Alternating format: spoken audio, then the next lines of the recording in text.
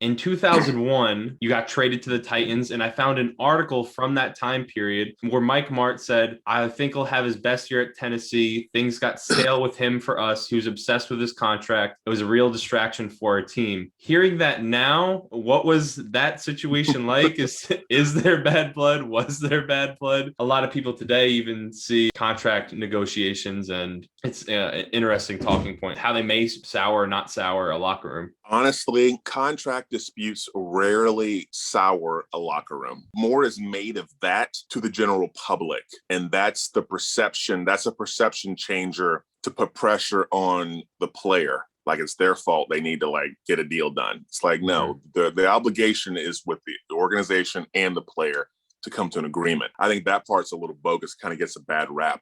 But I will say this, there was bad blood between me and the team at the time, just because I was grossly outperforming my contract at the time. First round pick, you signed this 6-year deal, looks real good at the time. Probably should have signed a 4-year deal in retrospect, should have made sure that I could be free after, a free agency or whatever. But I didn't. So I was going to honor my contract. That wasn't the issue. I knew that I loved St. Louis. I loved Coach Vermeil. I loved playing for the Rams. Coming off of, 98 season, I had, 12 or 13 sacks and then had 17 sacks, Super Bowl season. Like I was, establishing myself as one of the best defensive ends in football. And I was happy and I was settled. My attitude was, dude, as an organization, why are you waiting until we get to the sticking point of contract negotiation and squabble? We're making memories in Super Bowls right now. We won a Super Bowl in my 5th year. I had 1 year left of my deal. Let's get this done. So it's just a formality. So it's not a distraction. Mike Martz said that it was, a distraction for the team. I think it was a distraction for him. And I've since talked to Mike Martz, and we've discussed this and made amends and, we've hugged it out and everything. So, but I will say this, I was a younger man at the time and I was a little more hot-headed and a few more things to heart.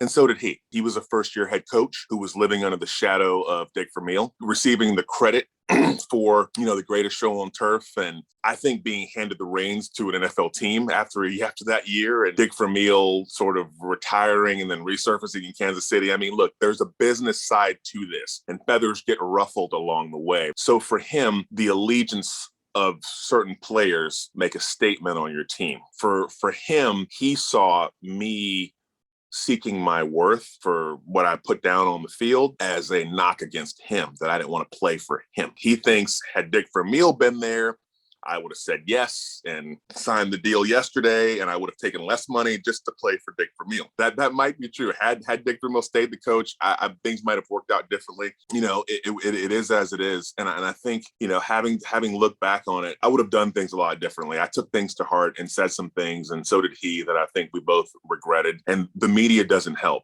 Right. I mean, there's, they're writing articles about, oh, he's not committed and he's not, he's a locker room lawyer and he's disgruntled. And I'm like, well, that's not really exactly true. It doesn't affect the locker room at all. Like every player knows, because we're all going through the same crap. Everyone's going through that individual battle with your contract with, to the team. I think that kind of an unfair statement at the time, which at the time I resented, but I was gone. I was good riddance, and one man's trash is another man's treasure. I found a home in Tennessee and loved my time playing for the Titans. I missed my teammates, but it was time for me to move on because of that reality of a business side that exists in the game. And you could play this game, man, for 14 years if you want and not make the money that you think you're due. And you walk away, you took years off your life and you didn't make the money and you're bitter. Like I didn't play for the money. I played for the memories, the camaraderie, the greatness, and a dream come true. Football is too hard to do without that money.